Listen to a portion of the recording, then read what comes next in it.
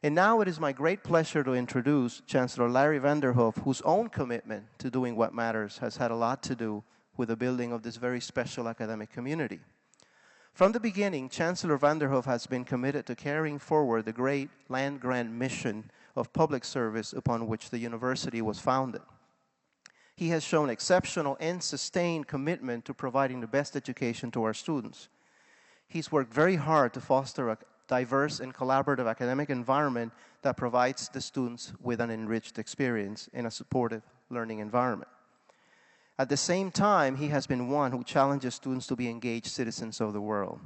Under his thoughtful leadership and guidance, UC Davis has built a strong foundation from which we look forward to moving into the next century. Please join me in welcoming Chancellor Vanderhoef.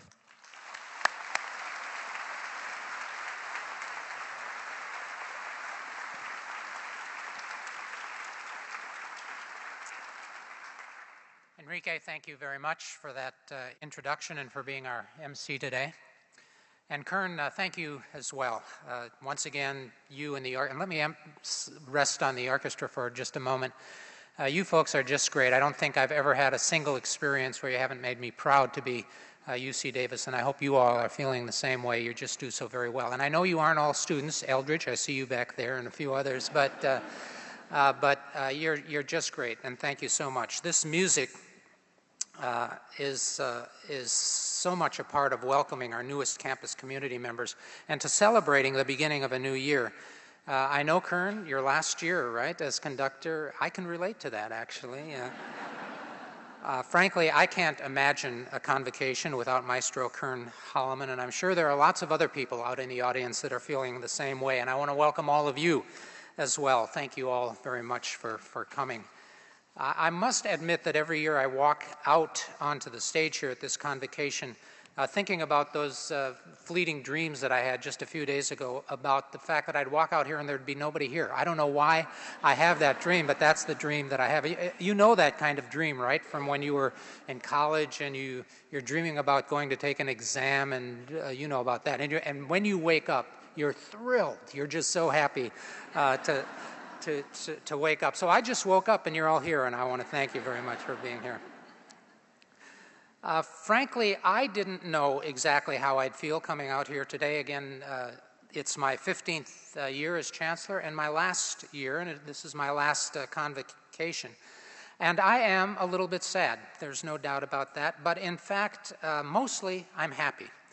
I'm happy not because I'm leaving, which may have whipped through your head in a hurry there. That's not the reason. I'm happy because I've been thinking a lot about this. As I look into your faces and the faces of everybody that's associated with this university, I realize, like Enrique said, this is about people. And you are this, in your very special and unique way, you are this remarkable university. You're this university. We're in fine shape, and I'm just delighted that I'm going to be able to continue to be part of it as time passes. This year's convocation is extra special because it marks the 100th anniversary of the arrival of our very first class of students. They would have filled just a few chairs more than the front row of this hall. That's it. That's it. That would have been it.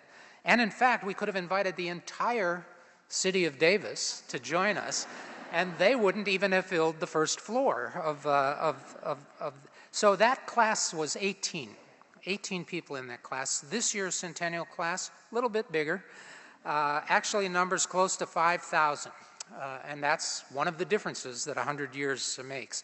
So today we're launching not only a new academic year, but our centennial year. We'll celebrate a century of doing what matters, and we'll dedicate ourselves in this particular year to a special centennial year of service. Those of you who know me well know that I'm wary of overstatement. I don't readily use superlatives. Perhaps that's my Midwestern roots at work, but in spite of this hesitation, I want to tell you that of this I am quite certain. Everything that matters to us as human beings, UC Davis touches and transforms. Everything. Think about it. Whether it's health or the economy, what we eat and drink, our nutrition, the way we live and work together, how we find meaning through art and music and literature, how we steward the earth, thinking environmentally. Everything that matters, UC Davis touches and transforms. Doing what matters surely was also the intent a century ago, 100 years back, when a small number of a handful of people with a particular vision, unusual vision, and tenacity laid the foundation for this university. Do you know the story of George Pierce, Jr.? We owe him a lot. Over 100 years ago, Pierce persuaded the Davisville Chamber of Commerce to purchase and donate water rights to the land that would become this campus. He wanted everything to be right, and he felt that was important. And he convinced the Davisville Chamber to do that. All he had to do was deliver the documents to San Francisco. And then along came an earthquake, the great earthquake of 1906. Did that keep him from making the deadline on filing these papers? Not on your life. He climbed debris. He zigzagged through ruptured streets. It's a true story. All to ensure that this campus was founded properly. In its way, in its small way, this is a story that defined our future and set the tone for how we would think for over 100 years until today. Imagine if Pierce were here, if he was sitting together, maybe with Peter Shields, Jacob LaRue, another great person in the founding of this university. Imagine if they were all here today. Imagine their reaction. They taught us to dream big, to work hard, to never give up. But I suspect, I just bet, that even they would be amazed to see the transformation of that 1908 university farm to what UC Davis is today. To their 1908 eyes, it would be, quote, rather like Cinderella looking at the pumpkin and hearing it would become a coach. But a child believes in miracles, unquote. I like those lines because they come from Celeste Turner Wright. She was born the year that the land was set aside for this university. She became our first tenured faculty member. She was only 22 when she arrived on the campus, and she came here to found the English department. She was amid a few stucco buildings, 2 wooden dormitories, lots of sheds and barns.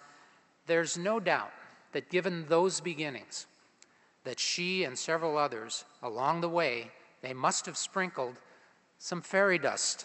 It's the best explanation I've heard for how we've developed on the campus. I mean, I can't figure it out, the way things have changed and developed. But that's as good as I can come up. They helped transform a modest farm school into one of the nation's premier research universities. Frankly, I'm amazed myself at how far we've come, particularly since it was just 50 years ago, not 100, but just 50 years ago, in 1959, that UC Davis became a comprehensive University of California campus, a full-fledged campus.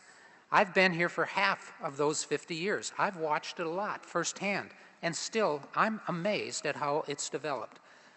The special centennial issue of our UC Davis magazine is just back from the printer, and it recounts our dramatic rise and 100 of the many, many ways that we've transformed the world. Our presence has expanded from Davis, this small plot of land here in Davis to begin with, to Sacramento and far beyond that. Our health system serves 6 million residents throughout Northern California. Our centers stretch from Bodega Bay to Tulare, to Tahoe, up and down the coast, and even all the way to Washington, D.C. In fact, our reach is truly global. Nearly half, think about this, nearly half of our faculty are involved in international activities. And our alumni, that number, by the way, is now up to about 185,000. They further spread the impact of UC Davis to every corner of the globe. That positive impact is felt in so many ways.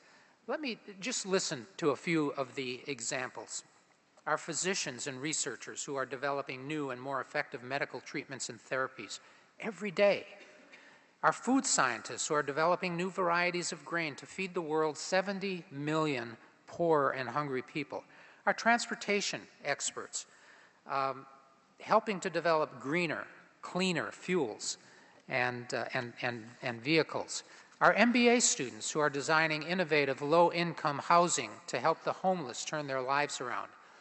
Our faculty who are helping to prepare a cadre of K-12 teacher leaders to improve public school instruction.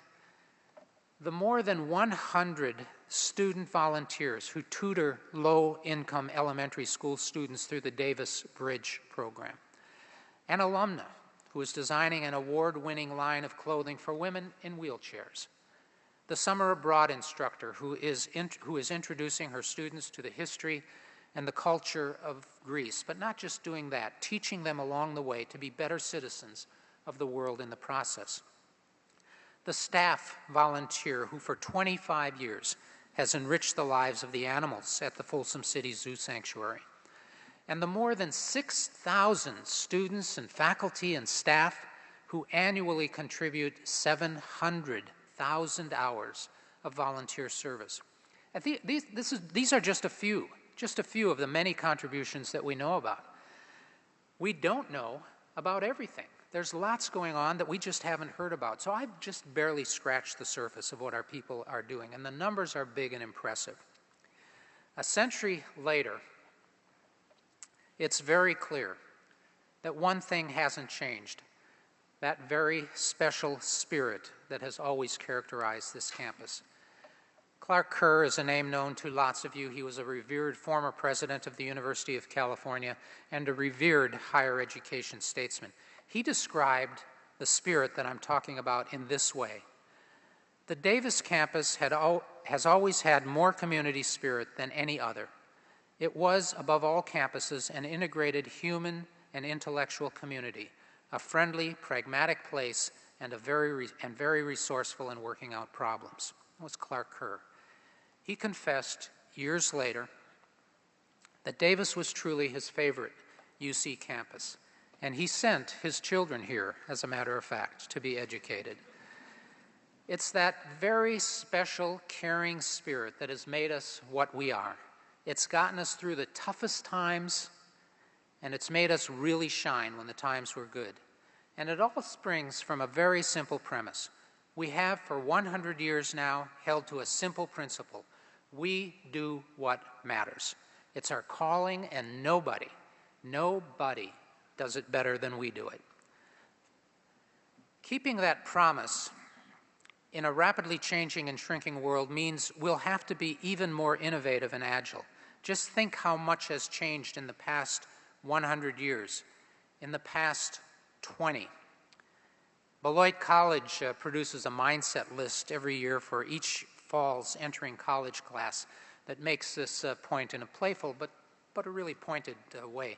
For the class of 2012, that's this year's entering class, they were born in 1990, IBM, it doesn't compute, right? 1990. To them, IBM never made typewriters. What's an IBM typewriter? The Tonight Show has always been hosted by Jay Leno. GPS satellite navigation systems, always available. Landline telephones, obsolete.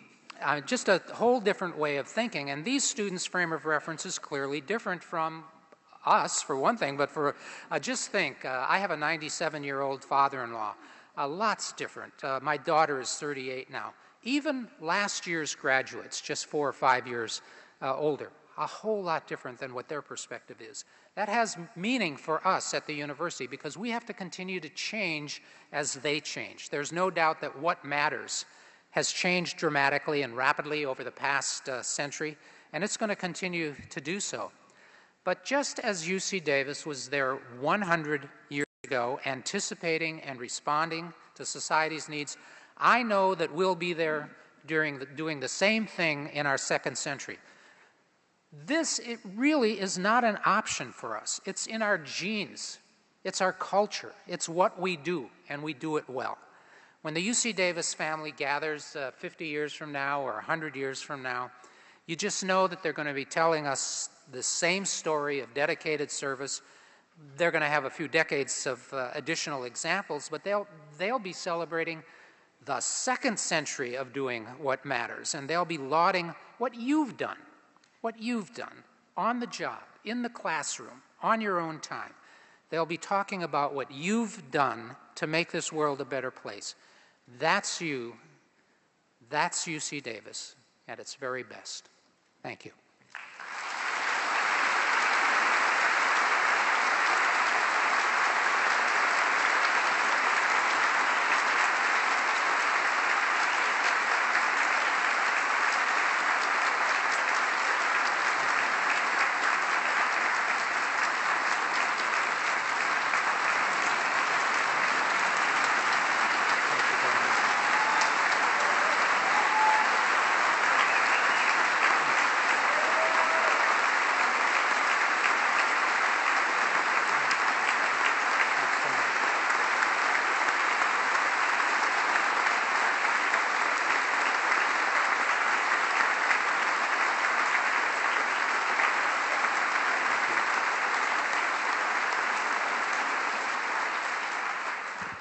You know, when that kind of thing happens on TV, they go like this and they ask people to sit down. I didn't want to do that. I just thought,